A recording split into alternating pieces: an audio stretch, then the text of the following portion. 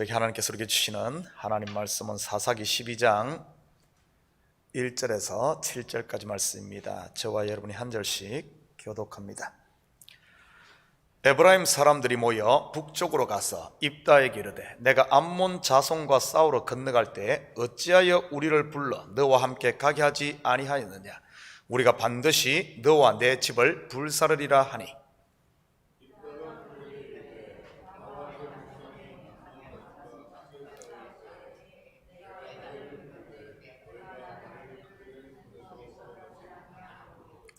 나는 너희가 도와주지 아니하는 것을 보고 내 목숨을 돌보지 아니하고 건너가서 암몬 자손을 쳤더니 여호와께서 그들을 내 손에 넘겨주셨거늘 너희가 어찌하여 오늘 내게 올라와서 나와 더불어 싸우고자 하느냐 하니라.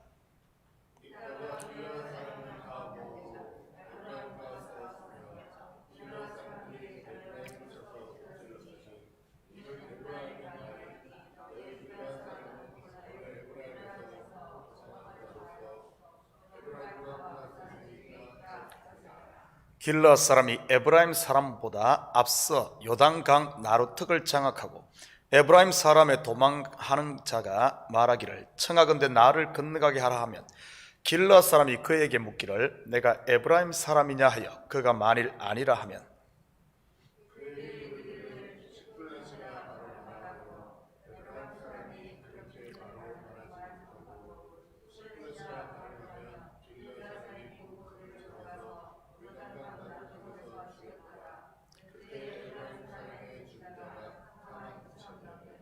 함께 읽겠습니다. 입다가 이스라엘의 사사가 된 지 6년이라 길르앗 사람 입다가 죽음에 길르앗에 있는 그의 성읍에 장사되었더라. 아멘. 좋은 아침입니다. 자신의 무남 동료 외딸을 하나님께 번제로 드림으로 얻은 전쟁 승리, 그 승리의 가치는 입다에게 어떠했을까요? 말 그대로 하나밖에 없었던 외동딸의 값어치였겠지요. 값으로 매길 수 없는, 영어로 말한다면 이 프라이슬레스죠. 어제 새벽에 우리는 사사 입다의 서원, 그리고 그 서원을 지키기 위해 자기의 외동딸을 번제로 드린 입다 이야기는 바로 나를 구원하기 위한 창세전 언약, 바로 그 언약을 지키기 위해 자기의 독생자 예수 그리스도를 십자가에 내어준 하나님 아버지의 이야기라고 했습니다. 그렇다면 자신의 독자를 주고 찾은 저와 여러분의 값어치는 하나님께 얼마나 될까요? 바로 독생자 예수의 값어치지요. 그래서 누구는 이 성도의 가치를 예수짜리라고 표현을 했더군요. 우리가 이 길거리에서 쓰는 언어로 이거 얼마짜리예요 하고 점원에게 물으면 그거 10달러짜리예요 라고 하잖아요. 우리는 얼마짜리일까요? 바로 예수짜리, 영어로 프라이슬레스이지요. 온 천하를 주고도 바꿀 수 없는 그런 존재 말입니다. 그런데 오늘 본문에 보면 그 승리의 공로를 빼앗으려고 하는 한 무리가 있었지요. 그것도 다른 사람도 아닌 그들의 형제 에브라임 사람들이었습니다. 1절 같이 봅니다. 에브라임 사람들이 모여 북쪽으로 가서 입다에게 이르되 내가 암몬 자손과 싸우러 건너갈 때 어찌하여 우리를 불러 너와 함께 가게 하지 아니하였느냐? 우리가 반드시 너와 내 집을 불사르리라 하니. 에브라임은 요셉의 둘째 아들로서 출애굽으로부터 가나안 땅을 정복하여 땅을 분배할 때까지 이스라엘 12지파 가운데 장자 역할을 한 지파였습니다. 그리고 솔로몬 왕 이후에 남북이 갈라질 때 북이스라엘을 또한 대표했지요. 그런데 가나안에 정착한 후에는 유다 지파가 장자 역할을 하며 에브라임 지파는 그 자리에서 밀려나게 됩니다. 에브라임 사람들이 전쟁에는 참가하지 않고 공적만 취하려고 했던 것이 이번이 처음은 아니죠. 우리가 앞에서 공부했듯이 사사 기돈 때도 같은 일이 있었습니다. 확인합니다. 사사기 8장 1절에서 3절입니다. 에브라임 사람들이 기돈에게 이르되 내가 미디안과 싸우러 갈 때 우리를 부르지 아니하였으니 우리를 이같이 대접하면 어찌 됨이냐 하고 그와 크게 다투는지라. 기드온이 그들에게 이르되 내가 이제 행한 일이 너희가 한 것에 비교되겠느냐? 에브라임의 끝물 포도가 아비에셀의 만물 포도보다 낫지 않느냐? 하나님이 미디안의 방백 오렉과 셉을 너희 손에 넘겨주셨으니 내가 한 일이 어찌 능히 너희가 한 것에 비교되겠느냐 하니라. 기드온이 이 말을 하며 그때 그들의 노여움이 풀리니라. 전쟁에는 참가하지 않으면서 공적만 챙기려는 이 에브라임 사람들, 사사 기드온 때는 재미를 본 그들은 사사 입다에게 또 똑같은 요구를 합니다. 이번에는 군사를 이끌고 와서 우리가 너와 내 집을 불살리리라 위협까지 하면서 말이지요. 영적으로 보면 이 에브라임 지파는 옛 영광에 사로잡힌 옛사람을 말합니다. 예전 노래에 보면 이런 가사가 있습니다. 창문 너머 어렴풋이 옛 생각이 나겠지요. 참 어떻게 보면 이 에브라임 지파가 이 가사에 딱 맞는 것 같아요. 신약의 언어로 말한다면 이들은 묵은 포도주, 즉 율법에 매여있는 이런 무리였지요. 바리새인 서기관들과 같다고는 할 수 있지요. 누가복음 5장 38절 39절 봅니다. 새 포도주는 새 부대에 넣어야 할 것이니라. 묵은 포도주를 마시고 새 것을 원하는 자가 없나니 이는 묵은 것이 좋다 함이니라. 자, 그렇다면 입다가 암몬과의 전쟁을 할 때 이들을 일부러 제외시켰을까요? 아닙니다. 2절과 3절에서 확인합니다. 입다가 그들에게 이르되 나와 내 백성이 암몬 자손과 크게 다툴 때 내가 너희를 부르되 너희가 나를 그들의 손에서 구원하지 아니한 고로 나는 너희가 도와주지 아니하는 것을 보고 내 목숨을 돌보지 아니하고 건너가서 암몬 자손을 쳤더니 여호와께서 그들을 내 손에 넘겨주셨거늘 너희가 어찌하여 오늘 내게 올라와서 나와 더불어 싸우고자 하느냐 하니라. 분명 입다는 이스라엘 12지파에게 도움을 요청했습니다. 당시 이스라엘은 군대가 따로 있었던 게 아닙니다. 20세 이상 60세 미만의 장정들은 평상시에는 자신들의 생업에 종사를 하다 전쟁이 나면 군사로 자원해서 나서는 이런 군사 제도를 갖고 있었습니다. 군사를 모집할 때 나팔을 길게 울려 불지요. 나팔을 불 때는 못 들은 채 하다가 전쟁에서 승리하고 나니 자기들을 부르지 않았다고 시비를 거는 이 에브라임 지파 사람들. 4절 계속해서 봅니다. 입다가 길르앗 사람을 다 모으고 에브라임과 싸웠으며 길르앗 사람들이 에브라임을 쳐서 무찔렀으니 이는 에브라임의 말이 너희 길르앗 사람은 본래 에브라임에서 도망한 자로서 에브라임과 므낫세 중에 있다 하였습니다. 사사 기드온 때는 힘들이지 않고 승리의 공적을 취했었는데 이번에는 통하지가 않았네요. 오히려 에브라임 사람들과 입다 곧 길르앗 사람들 사이에 큰 싸움이 일어납니다. 일종의 동족 상잔의 비극, 즉 내전이 일어난 것이지요. 여러분은 그 이유가 무엇이라고 생각하십니까? 기드온은 급쟁이 출신이라서 승리를 양보했고 입다는 조폭 출신이라서 한판 붙은 것일까요? 기드온은 겸손한 사람이고 입다는 권력욕이 많아서 많은 사람이어서 그럴까요? 아니면 입다가 딸까지 잃었기에 열불이 나서 에브라임 사람들에게 화풀이 한 것일까요? 성경을 우리의 관점에서 보면 이렇게 잘못 이해할 수 있습니다. 어제 새벽처럼 오늘도 구속사의 관점으로 이 성경을 한번 다시 생각해 보십시다. 구속사의 관점에서 이 입다의 이 전쟁은 어떤 전쟁이라고 했습니까? 억압받고 있는 자기 백성들을 건져내기 위해 무남동녀 외동딸의 값을 치르고 얻은 구원을 위한 전쟁이라고 했습니다. 바로 십자가 말이지요. 여기서 말하는 전쟁 승리의 공은 바로 독생자 예수 그리스도를 주고 사온 저와 여러분을 말하는 것입니다. 앞에서 에브라임이 영적으로 누구라고 했습니까? 묵은 포도주 바로 율법이요 옛사람이라고 했지요. 아들의 핏값을 얻은 저와 여러분을 하나님 예수 그리스도의 은혜에서 떠나게 하려는 바로 거짓 선생들, 즉 그리스도가 여기 나오는 에브라임입니다. 저와 여러분을 그리스도에게서 빼앗아 가려고 하는데 하나님께서 그냥 놔두겠습니까? 사도 바울은 로마서의 핵심장인 8장에서 이렇게 말합니다. 로마서 8장 35절에서 39절입니다. 누가 우리를 그리스도의 사랑에서 끊으리요? 환난이나 공고나 박해나 기근이나 적신이나 위험이나 칼이랴. 기록된 바 우리가 종일 주를 위하여 죽임을 당하게 되며 도살당할 양같이 여김을 받았나이다 함과 같으니라. 그러나 이 모든 일에 우리를 사랑하시는 이로 말미암아 우리가 넉넉히 이기느니라. 내가 확신하노니 사망이나 생명이나 천사들이나 권세자들이나 현재일이나 장래일이나 능력이나 높음이나 깊음이나 다른 어떤 피조물이라도 우리를 우리 주 그리스도 예수 안에 있는 하나님의 사랑에서 끊을 수 없으리라.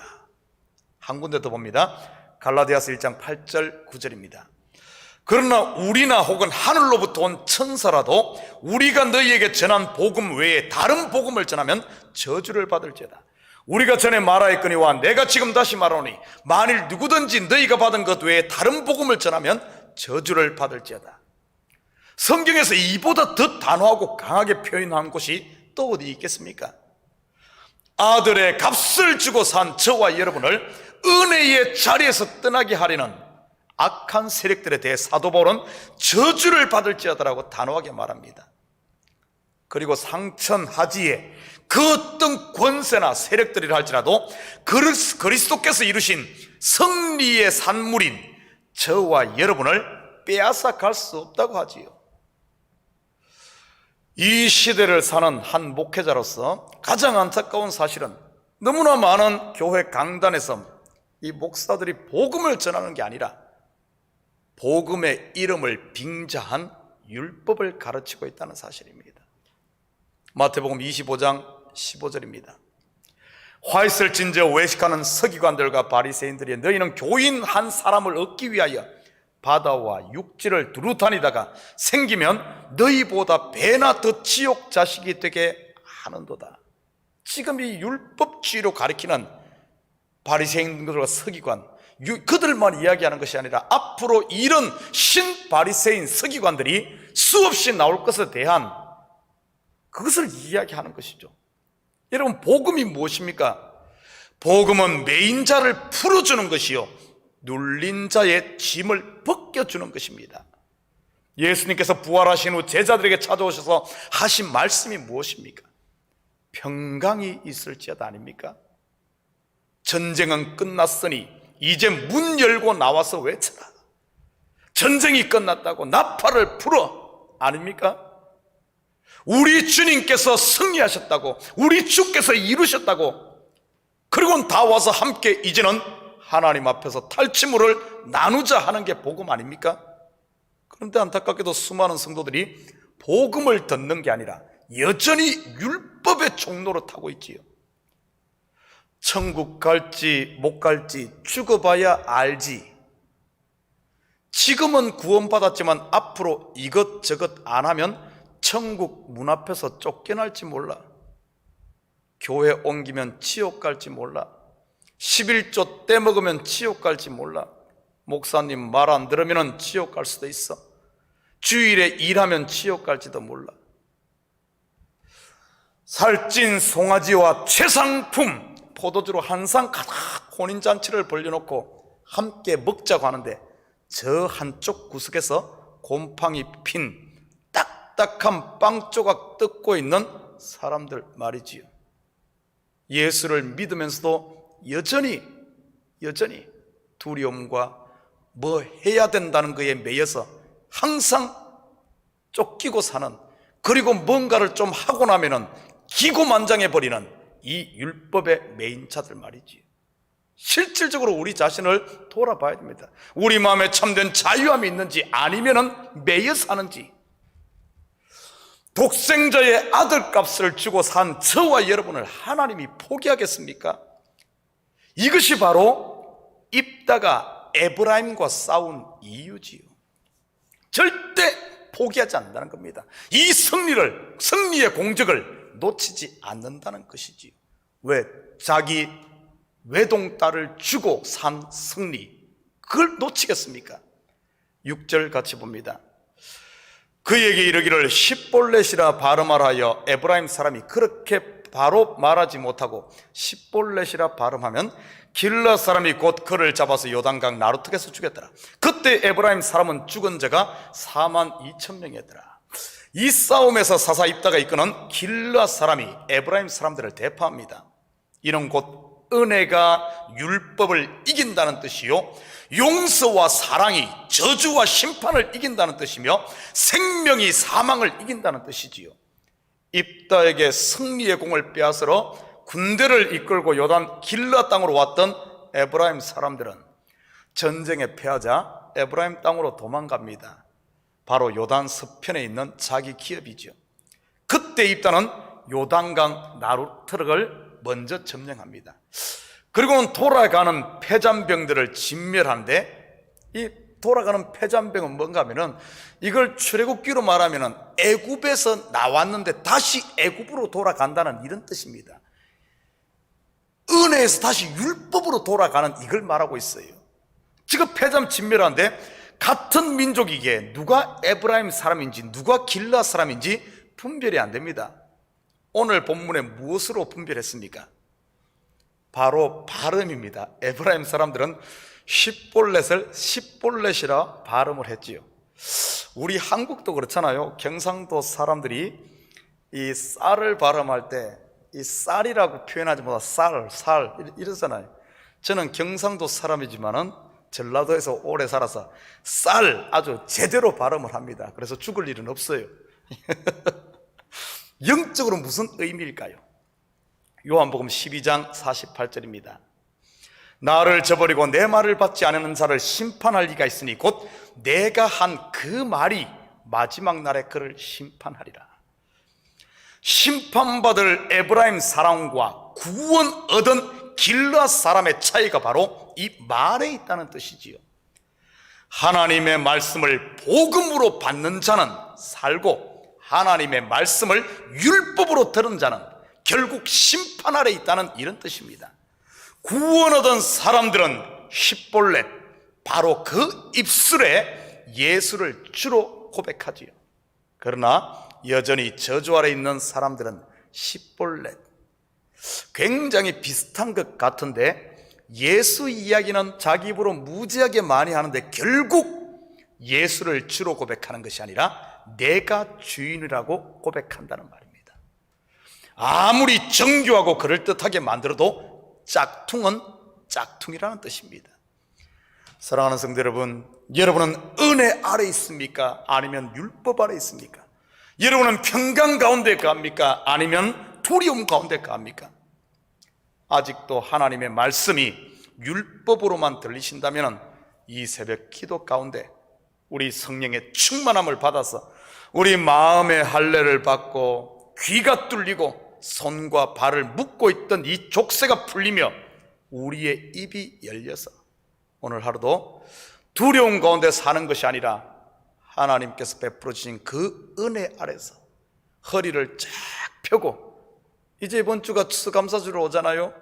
정말 우리 마음에 감사와 은혜와 찬양으로 이렇게 가득 채워져서 좀 당당하게 살아가는 기죽지 말고 아무것도 가진 것이 없어도 모든 것을 가진 자가 우리란 사실을 기억하고 하늘 아버지가 내 아버지란 사실을 기억하고 나를 위해 그 아들 독생자 예수를 주고 산 여러분의 값어치는 바로 예수짜리란 사실을 기억하고 오늘 하루도 힘있게 살아가는, 감사하며 찬양하며 사는 이런 복된 하루가 되기를 주님의 이름으로 축복합니다.